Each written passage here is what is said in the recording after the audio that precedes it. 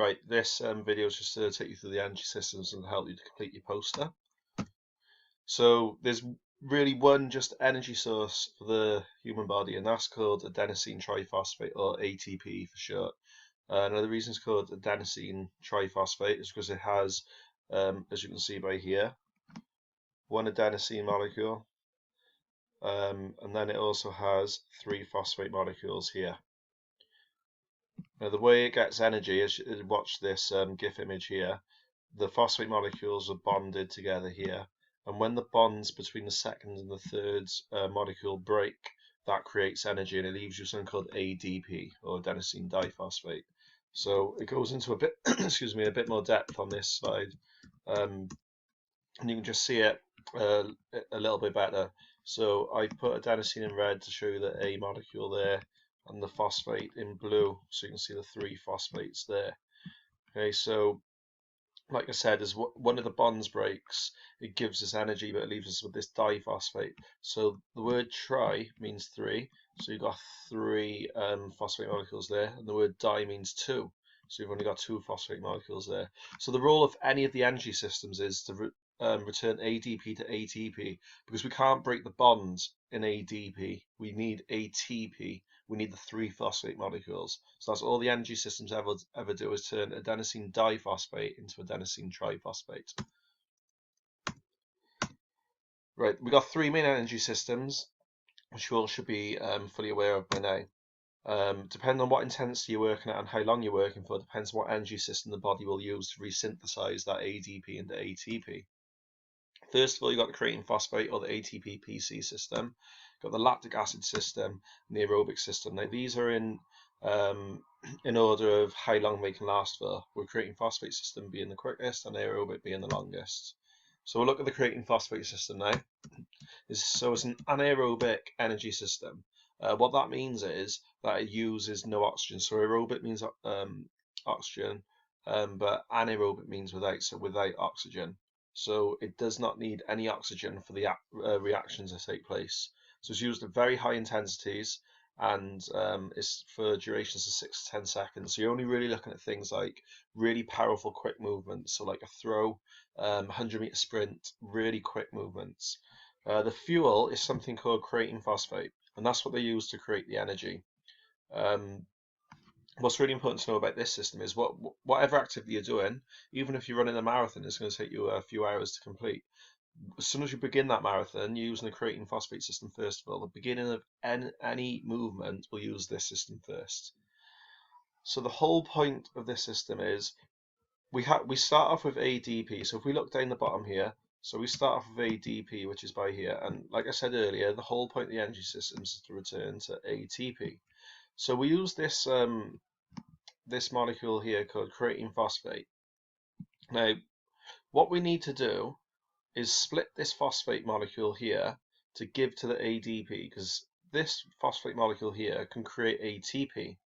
So to split this out, we got an enzyme here called creatine kinase, and all this does is split these 2 molecules apart, giving us a creatine and a phosphate. This phosphate then goes into the ADP, which leaves us with ATP and C, which is adenosine triphosphate and creatine.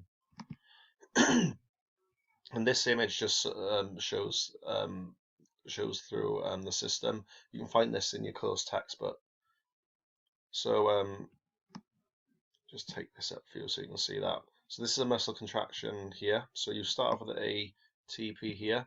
Due to the muscle contraction, we needed to break this bond between the adenosine molecule and the phosphate molecule. So now we've got ADP and energy. We need to use this creatine phosphate molecule. So to split this up here, we need creatine kinase. So that splits it in here and gives us creatine and phosphate. We then utilize the bonds in, so the phosphate molecule to create a bond here, which gives us ATP again. Just move that back down to where it was. Okay, the lactic acid system. So the lactic acid system again is an anaerobic energy system. This time it's utilized for more moderate to high intensity. So you're looking at 1 to 3 minutes. So if we look at athletics, we get really good examples in athletics. So like the 800 meters. So world-class athletes run it in about 2 minutes, just under 2 minutes. So a perfect example of the lactic acid system. This time the fuels are glycogen and glucose, and they're used to help create ATP. So the breakdown of glucose or glycogen without oxygen, this is known as anaerobic glycolysis. So without oxygen is anaerobic. Glycolysis means the breakdown of glucose or glycogen. What happens in this process is the glucose breaks down the pyruvic acid, and then the pyruvic acid then can be used to create energy. However, you get a byproduct of this energy system, which is lactic acid. Now, you have all experienced this at some point in your sporting lives. You get that burning sensation and comfortable feeling in the muscles. You've probably had it in a spin session with Dom. And when you get that burning sensation, it limits your performance. Your body naturally has to slow down so you can remove the lactic acid. And this is the chemical reaction up here again. So ADP plus phosphate plus glycogen. So you've got the glycolysis, which then allows the phosphate molecule to then go into the ATP, which gives us lactic acid.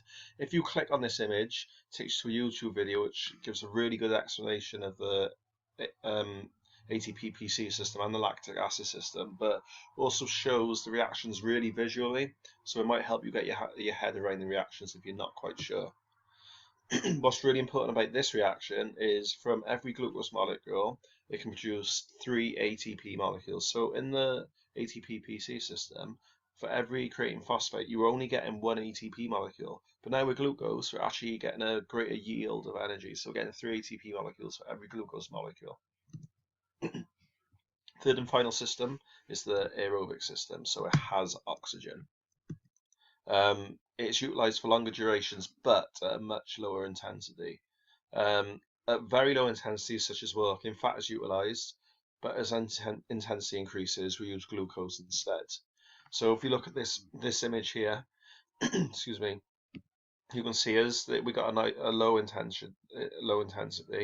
The percentage of glucose being used is very low, but the percentage of fats being used is very high.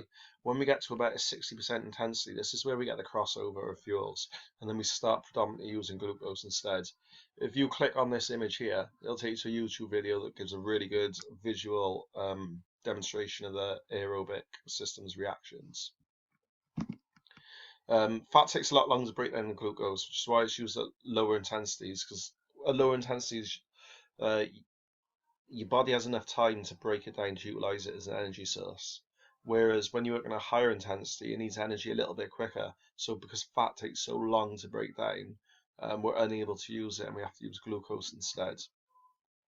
However, the fitter you are in terms of cardiovascular endurance, the more efficient you are at burning your fat.